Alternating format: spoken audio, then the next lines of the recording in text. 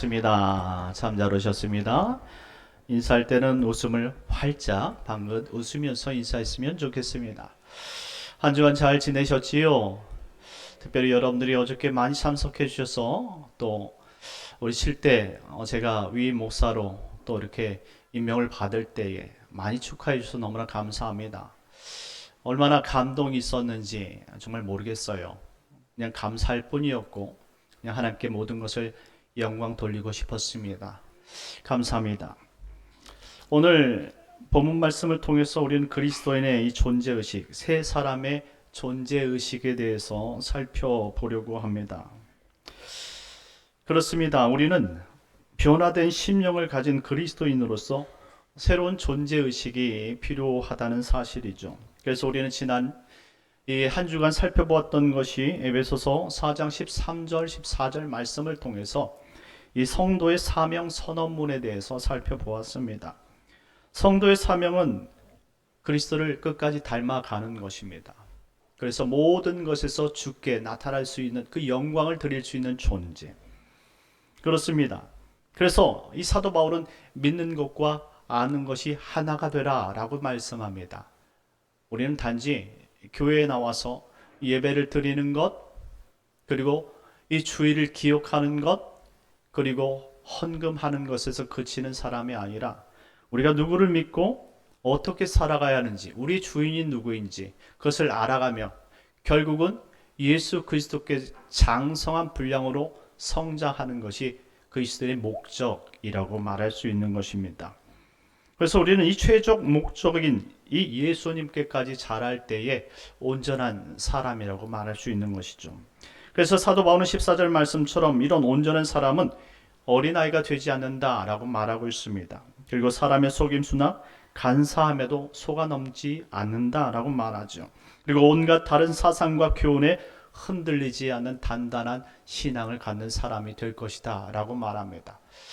우리는 잠시 바람만 불어도 흔들리는 이 가지처럼 연약한 인생이죠. 하지만 우리가 정말로 한평생 반평생 교회를 다니면서 수많은 복음과 하나님의 말씀을 접하면서 성경 연구반과 제자 훈련을 받으면서 여전히 흔들리는 인생으로 살면은 안 된다라는 거예요. 그러니 우리는 교회만 나온다고 성도가 아니라 성도가 무엇인가를 배워서 단단한 데 이르기까지 흔들리지 않는 귀한 장성한 일꾼들이 되어야 한다는 사실입니다. 이것이 성도의 목적이고 목표가 되는 것이죠. 그래서 이 오늘 사도 바울은 오늘 본문 말씀으로 넘어와서 17절 말씀에 이렇게 말하는 것입니다. 우리 다 같이 한번 읽겠습니다. 시작. 그러므로 내가 이것을 말하며 주 안에서 증언하노니 이제부터 너희는 이방인이 그 마음에 허망한 것으로 행함같이 행하지 말라. 아멘. 이방인처럼 살지 말라라고 말하고 있습니다. 이방인이 어째서요? 이방인 무시하는 겁니까? 그런 이야기가 아니죠. 이방인을 특별히 우리가 생각한다면 그 마음에 하나님이 없는 사람을 뜻하는 상징적인 단어입니다. 그래서 이스라엘 사람들은 이 선택된 자국민, 선민 의식을 갖고 그러지 않은 다른 모든 백성을 하나님이 없다 해서 이방인이라고 이야기했던 것입니다. 그런 율법을 가졌던 이스라엘 사람들은 이방인을 상종도 하지 않았죠. 하나님께서 율법을 주신 이유는 그런 것이 아닌데 이 유대인들이 고집스럽게 이 육신의 생각에 매여서 하나님의 뜻을 제대로 분간하지 못했던 것입니다. 그렇습니다. 단지 이방인은 그 속에 하나님이 없기 때문에 그들의 목적 의식이 우리와 다르다라는 것을 알 수 있어요. 그렇습니다. 하나님의 목적 의식을 가지고 하나님 뜻대로 그리스도까지 장성한 성도가 되어야 하는데 우리가 그러지 못한 이방인처럼 살 것 같으면 우리가 그리스도인으로서 이방인보다 나을 것이 무엇이냐라는 말씀이죠. 성도는 영원한 목적, 텔로스가 있습니다. 텔로스. 이 텔로스는 그리스도에게까지 자라가는 목적을 뜻하는 단어예요. 이것이 이루어질 때에 텔레오스, 다시 말하면 온전해진 사람이라고 말할 수 있는 것입니다. 그러니 우리는 이 텔로스를 따라서 텔레오스까지 자라날 수 있는 거룩한 성도가 되길 예수님의 이름으로 축원합니다. 그런데 반면에 우상을 따랐던 이 이방인들은 텔로스가 없으니, 영원한 목적이 없으니 방황할 수밖에 없다는 설명입니다. 특별히 이방인의 삶이 허망하다라는 말은 텅 비어 있다라는 말을 의미하는 것입니다. 그들이 목적이 사라지니 텅 비은 인생이 되는구나. 우리도 예수 믿는 목적을 상실하게 되면 텅 빈 인생이 되는 거예요. 껍데기만 나와서 우리가 예배 시간을 지킨다고 해서 그것이 신앙인이 아니란 말씀입니다. 알맹이가 있어야 되죠. 예수님께서 마지막 때 오셔서 구별하는 것이 알곡 아니겠습니까? 볼 때는 가라지하고 알곡이 똑같이 생겨서 어떻게 구별할 수가 없어요. 그런데 주님은 중심을 보시는 하나님 아닙니까? 그 하나님이 우리의 중심에 알곡이 심지가 있는지 없는지를 구별하신다라는 거예요. 심지가 있어야 돼요. 성도는 심지가 있을 때 알곡이 되고 성도가 되고 교인이 되는 줄 믿으시기 바랍니다. 그러니 공허한 인생을 따라가는 이방인처럼 살지 마십시오. 왜냐하면 사도 바울이 18절 19절 말씀에 이렇게 이야기합니다. 18절 19절입니다. 다 같이 읽겠습니다. 시작. 총명이 어두워지고 그들 가운데 있는 무지함과 그들의 마음이 굳어짐으로 말미암아 하나님의 생명에서 떠나 있도다. 그들이 감각 없는 자가 되어 자신을 방탕에 방임하여 모든 더러운 것을 욕심으로 행하되. 아멘. 욕심을 따라가는 사람, 그 사람들이 바로 허망한 사람들이에요. 하나님의 영원한 목적이 상실되어 있다 보니까 자신의 생각대로, 육체의 본능대로 살아가는 것이죠. 그래서 총명이 어두워졌다라고 말하고 있습니다. 이 총명이란 단어가 디아노이아라는 단어예요. 한마디로 이 지각하다, 생각하다라는 의미를 가지고 있는데 목적이 사라지니 생각이 없고 지각하는 것이 없다라는 것이에요. 깨닫는 것이 없다라는 것이죠. 그러니 아무리 그 안에 무엇을 주입하고 싶어도 가르치고 싶어도 이 영원한 목적이 없다 보니 자꾸 방황하고 방탕한다 이 말입니다. 그래서 방탕과 방임이란 단어를 썼는데요. 이 방탕이라는 것은 무질서를 의미하는 것이고 방임이라는 것은 무책임을 의미하는 거예요. 목적 없는 사람들의 특징은 무질서합니다. 그리고 또한 무책임합니다. 한마디로 그것을 책임지려 하지 않는 것이죠. 그리스도인답게 살려 하지 않는다라는 거예요. 우리 안에 성령이 있으면 성령께서 우리 양심 가운데 자꾸 찔러주는 것이 있죠. 이것을 선한 양심이라고 말합니다. 이 선하다라는 것이 하나님께서 우리에게 주신, 위로부터 내려주신 아가도스를 의미하는 거예요. 그러니 애초부터 나에게 있는 것이 아니라 하나님이 주셨기 때문에 양심의 가책이라는 것이 생기는 것이죠. 우리가 예수를 믿으면 신앙의 가책이 있는 거예요. 그 가책을 따라서 우리가 이 책망을 받기 때문에 하나님의 뜻대로 살려고 우리 스스로 자꾸 우리가 말씀 안에 순종시키고 복종시키는 그런 신앙이 있다 이 말이죠. 그런데 이방인들은 그렇지 않다는 거예요. 무질서하고 무책임합니다. 하나님의 말씀을 왜곡하고 그 말씀을 따르려 하지 않는 특징을 가지고 있다는 것이죠. 그런데 사도 바울은 20절 말씀에 우리에게 단호히 이렇게 설명합니다. 오직 너희는 그리스도를 그같이 배우지 아니하였느니라. 할렐루야. 우리는 그리스도를 그같이 배운 사람들이 아니에요. 그리스도는 우리의 텔로스이고 우리의 영원한 목적인 줄 믿으시기 바랍니다. 우리가 그를 붙잡을 때 우리는 의미가 있고 우리의 삶에 기운이 있고 힘과 능력이 있는 줄 믿으시기 바랍니다. 성도가 가장 힘들고 우울할 때는 그리스도를 상실할 때예요. 목적을 상실할 때 우울감이 오고 결국 이 모든 탈진의 원인이 되고 신앙도 놓고 싶은 그러한 생각이 드는 것이죠. 그러니 사도 바울의 권면을 들으십시오. 오직 너희는 그리스도를 그렇게 배운 적이 없다라는 거예요. 예수는 우리의 길이고 진리고 힘인 줄 믿으시기 바랍니다. 그분 안에서 우리가 존재할 때에 우리에게 생명이 있고 기쁨이 있고 행복이 있는 줄 믿으시기 바랍니다. 그러니 단단히 예수를 붙잡는 성도님들 되시길 예수 이름으로 축원합니다. 22절에서 24절까지의 말씀은 좀 길겠지만 다 같이 한번 읽어보도록 하겠습니다. 22절부터 24절입니다. 시작. 너희는 유혹의 욕심을 따라 썩어져가는 구습을 따르는 옛사람을 벗어버리고 오직 너희의 심령이 새롭게 되어 하나님을 따라 의와 진리의 거룩함으로 지으심을 받은 새 사람을 입으라. 아멘. 옛 것은 단호히 없애버리고 떨쳐버리고 이제 새 사람을 입었으니 그것 붙들라는 말씀입니다. 새 사람, 이 새롭다라는 단어가 카이노스입니다. 이 카이노스라는 단어는 고린도후서 5장 17절 말씀처럼 그리스도 안에 있는 새로운 피조물, 새 것을 의미하는 거예요. 여러분들 무엇인가? 정말 많은 돈을 들여서 백화점에서 귀한 거 샀는데 이것이 헌 것이라고 생각해 보세요.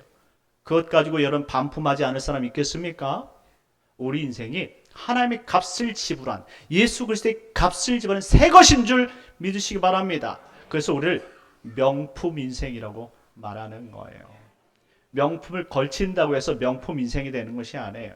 그 존재가 가치가 있을 때에 명품이 되는 줄 믿으시기 바랍니다. 여러분들은 성령으로 지음바 새롭게 된 하나님의 디자인한 의상을 입었으니 여러분의 명품 인생인 줄 믿으시기 바랍니다. 여러분 그리스도와 함께 명품이에요. 세상의 그 어떤 가치로도 지불할 수 없고 바꿀 수도 없는 그런 가치를 가진 인생이 여러분이라는 말씀입니다. 그러니 이런 카이노스 형태와 내용에서 완전히 새롭게 창조된 이 새 것을 입은 여러분들은 새 사람으로 새로운 존재의식을 가지고 살아가야 한다는 말씀입니다. 그래서 사도 바울은 4가지 새로운 존재의식을 제시합니다. 첫째, 진리를 말하는 성도가 되어야 한다라는 것입니다. 진리를 말하는 성도. 25절 말씀 다 같이 한번 읽어보겠습니다. 시작. 그런즉 거짓을 버리고 각각 그 이웃과 더불어 참된 것을 말하라. 이는 우리가 서로 지체가 됨이라. 아멘. 참된 것을 말하라. 이 말씀을 오해하지 마십시오. 여러분의 생각을 말하는 것이 아닙니다. 여러분의 가치관을 말하는 것이 아니에요. 교회에 와서 성경 말씀이 아닌 자신의 생각을 주장하려는 사람들이 간혹가다 있습니다. 그것은 옳지 않습니다. 오늘 사도 바울이 교회 내에서 이 교회론을 가르치면서 자신의 생각, 이념, 가치관을 가르치는 사람이 아니라 예수의 말씀, 예수께서 우리에게 명령하신 그 말씀, 명하신 명령, 그것 붙들고 그것 생각하고 그것 가지라라고 말씀하는 것입니다. 그러니 성도의 입술에는 이 세상 과거의 이 구습, 내 옛날의 관념, 세상에 젖은 그 가치관, 이런 세속적인 건 내버리고 새롭게 지음을 받은 예수 그리스도의 그 심령에 주신 하나님의 살아있는 말씀, 그 말씀 부여잡고 살라라고 말하는 것입니다. 그러니 진리가 우리를 자유케 하고 진리가 우리를 어떻게 인도하시는지는 진리를 가진 자만이 알 수 있다는 사실을 믿으시기 바랍니다.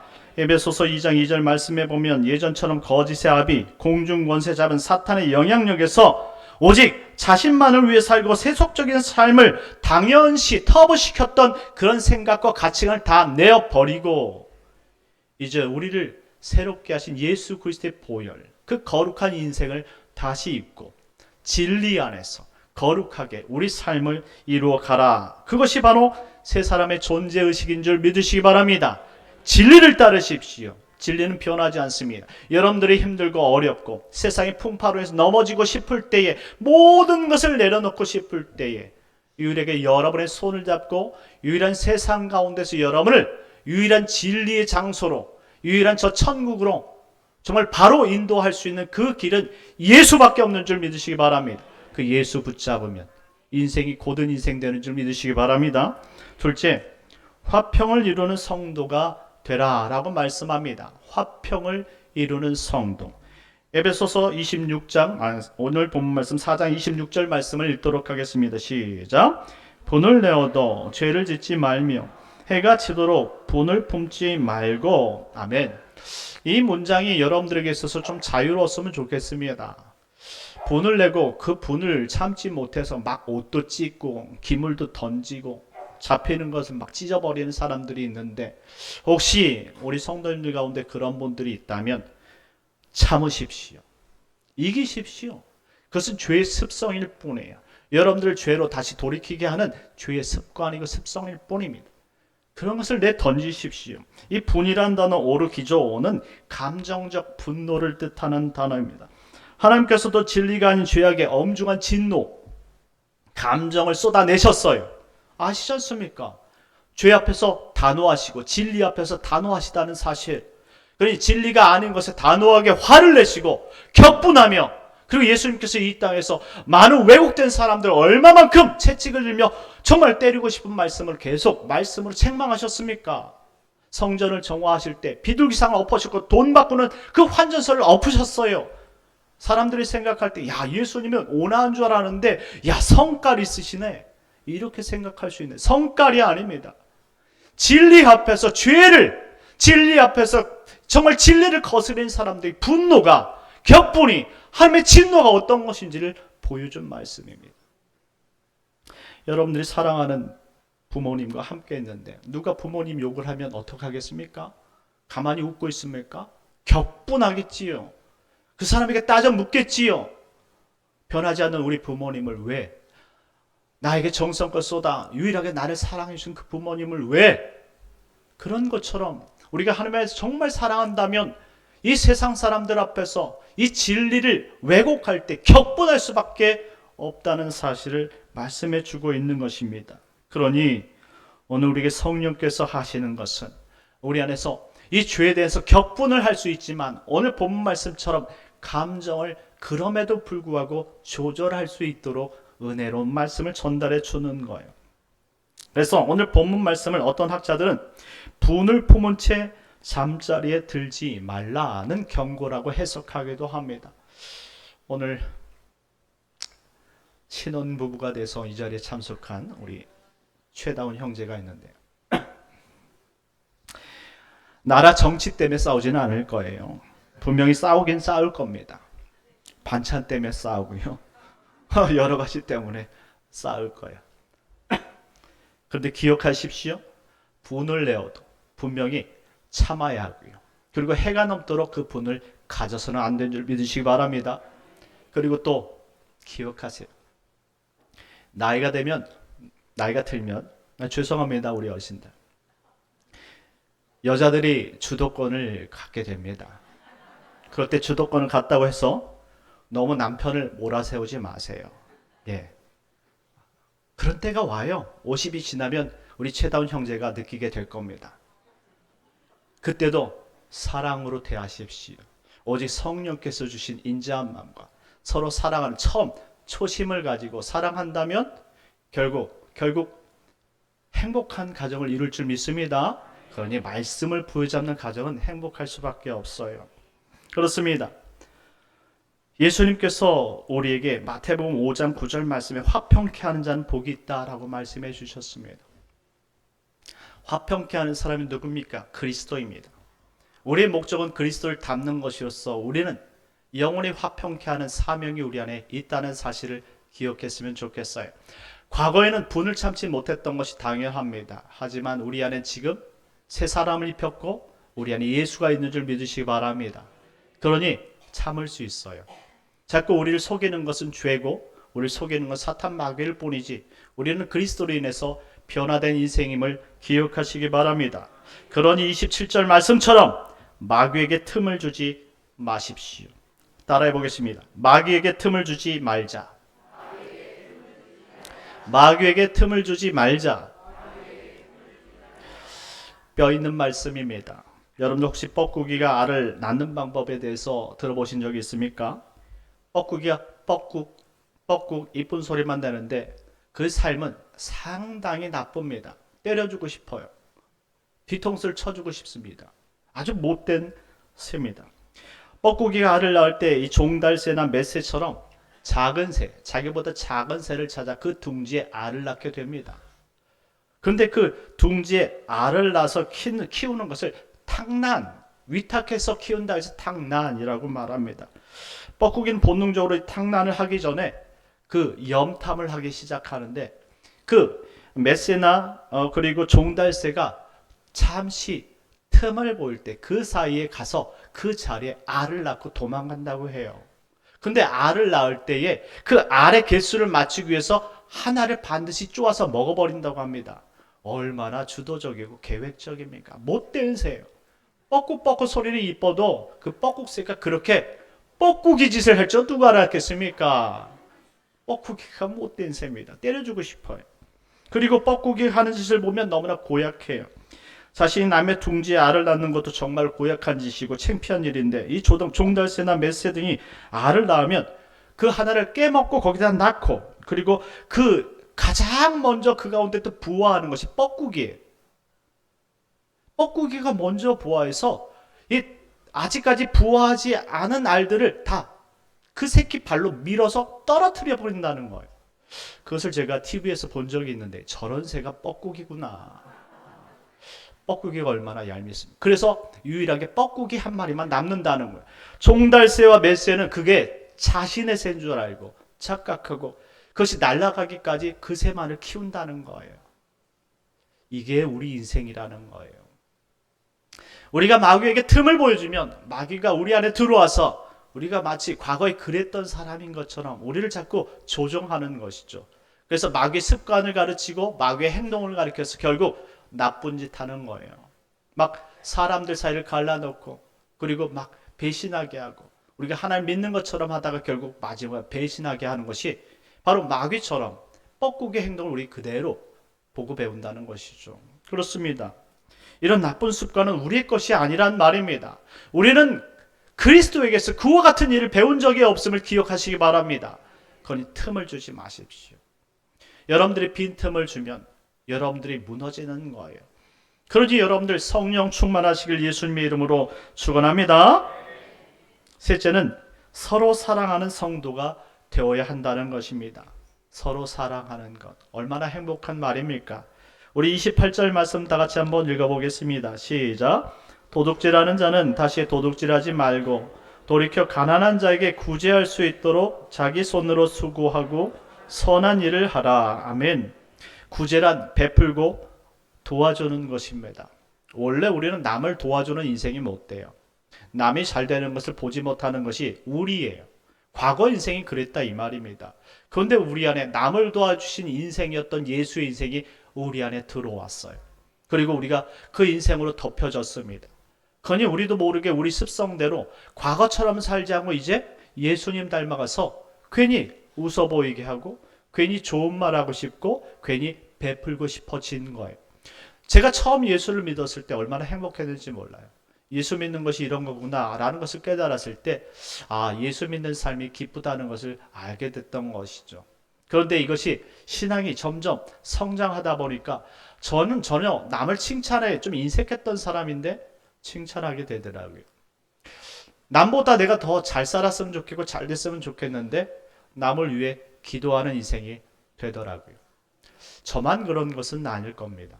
예수를 믿는 모든 사람들에게는 이와 같은 성령이 함께 하심으로 말미암아 거룩한 예수 그리스도의 습관, 성품이 흘러나오는 줄 믿으시기 바랍니다. 그러니 우리는 어떻게 하겠습니까? 우리는 예수 그리스도의 습관과 성품을 따라서 이처럼 변화된 삶을 살아가는 것이 그것이 목적이지 않겠습니까? 그 목적을 잃어버리면 마치 더듬이가 뽑힌 개미처럼 그 자리를 맴맴 돌고 말 것입니다. 그러니 목적을 상실해서는 안 돼요. 그러니 사도 바울은 강력하게 말합니다. 도둑질하는 자는 다시 도둑질하지 말라.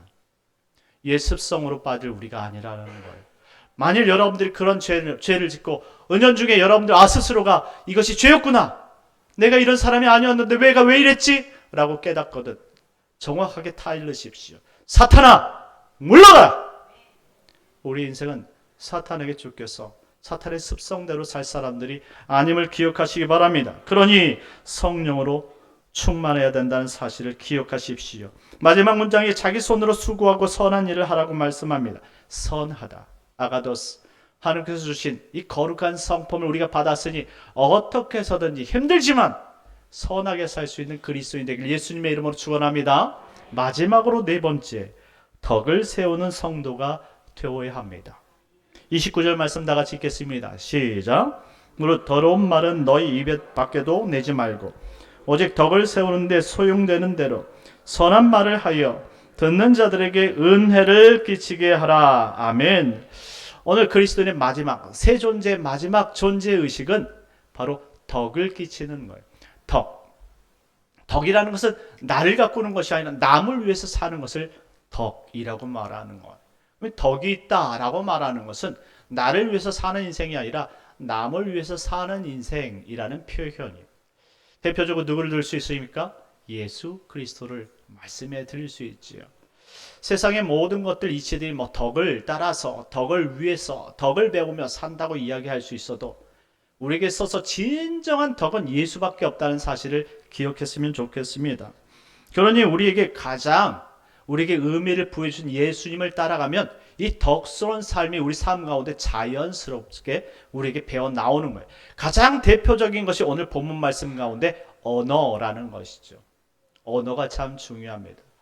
한마디 말로 천냥빚을 갚는다는 이야기가 있죠. 3, 4, 1원이란 말이 있습니다. 우리가 사람과 대화할 때에 적어도 충분히 생각해보고 이야기하는 것 너무나 중요하다는 이야기예요. 우리가 성도 가운데 대화해도 여러분들 아무렇게나 대화해서는 절대 안 된다는 사실을 기억하시기 바랍니다. 생각하고 대화해야 돼요. 그리고 말을 할 때는 그 사람의 인품을 존경해주며 그 사람의 상황을 정말 생각하고 이야기를 할 때에 내가 빛나는 거예요. 우리는 남들을 위해서 이야기한다고 생각하지만 그 결과는 남들이 우리를 더 존중하게 만든다는 사실을 기억했으면 좋겠습니다. 그래서 예수님께서 이 땅에서 오셔서 하신 말씀들은 다 생명 언어예요.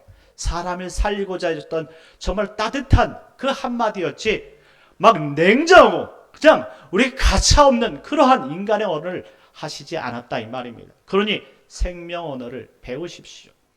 성령의 성품을 갖고 예수의 입술을 가져 여러분들이 이야기할 때마다 이처럼 사랑하는 말들로 가득 채우기를 예수님의 이름으로 축원합니다. 그래서 이 생명 언어가 우리 말이 얼마나 중요한지 야고보서 3장 2절 말씀에 보니까 그리스도인의 성숙은 언어에서 완성되어진다라고 결론을 내고 있습니다. 만일 말에 실수가 없는 자라면 곧 온전한 사람이라. 이 온전한 텔로스 목적을 이룬 사람이다 라는 거예요. 그러니 모든 것을 다 갖추고도 말이 거르면, 말이 나쁘면, 악하면, 말이 거짓되면 소용이 없다는 거예요. 그러니 여러분들이 봉사를 말로 까먹지 마세요. 여러분들의 아름다운 헌신을 말로 까먹지 말라는 말입니다. 그런데 여러분들 말 한마디가 사람들의 마음에 심금을 울리고 말 한마디가 여러분들의 마음을 변화시키는 거예요. 악한 마음을 가지고 왔다 할지라도 상대방이 듣는 그 아름다운 말 한마디로 선하게 바뀌는 역사가 있는 줄 믿으시기 바랍니다. 말에는 능력이 있어요. 그렇습니다. 예수의 언어에는 생명이 담겨있기 때문에 능력이 있는 줄 믿으시기 바랍니다.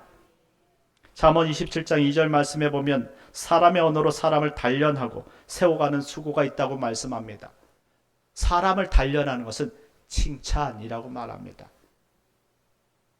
우리에게 주신 이 귀한 언어, 정말로 수만 마디를 하루에 내뱉지만 정말로 이 쉽게 내뱉을 수 있는 이 입술을 가지고 우리는 귀하게 작업할 때에 하나님께서 우리를 통해서 귀한 은혜의 열매를 맺게 하시는 줄 믿으시기 바랍니다. 그러니 2000년 전 주님께서 여러분을 위해서 말씀으로, 삶으로 정말 아낌없이 수고했던 것처럼 그 사랑을 받은 우리는 이제 우리가 예수님을 위해 수고할 차례가 된 줄 믿으시기 바랍니다. 삶으로, 언어로, 모든 행실로 착하게 사십시오. 그러면 여러분을 통해서 하나님께서 영광을 받으신 줄 믿으시기 바랍니다. 마지막으로 우리 31절 32절 말씀을 읽도록 하겠습니다. 31절 32절입니다. 시작. 너희는 모든 악독과 노함과 분냄과 떠드는 것과 비방하는 것을 모든 악의와 함께 버리고 서로 친절하게 하며 불쌍히 여기며 서로 용서하기를 하나님이 그리스도 안에서 너희를 용서하신 것 같이 하라. 아멘. 성령께서 원하시는 것, 하나님께서 원하시는 것은 내 뜻대로 사는 것이 아니라 하나님 뜻대로 사는 것을 믿으시기 바랍니다. 그러니 모든 악독과 노함과 분냄과 떠드는 것과 비방하는 모든 것을 악의와 함께 벗어버리고 서로 친절하게 하며 불쌍히 여기며 서로 용서하는 귀한 그리스도의 마음을 가진, 그리고 그것을 삶으로 실천하는 예수 그리스도의 아름다운 제자들 되시길 예수의 이름으로 축원합니다. 우리 시간 다 같이 기도합시다. 기도하실 때는 하나님, 우리에게 이처럼 변화된 새 존재의 네 가지 존재의식을 주셨사오니 변화된 예수 그리스도의 자녀로서 아름답게 주의 영광을 돌리는 백성들, 또 한 주간이 그렇게 사라질 수 있도록 은혜 내려 주옵소서. 우리 다 같이 주여 한번 외치고 기도하도록 하겠습니다.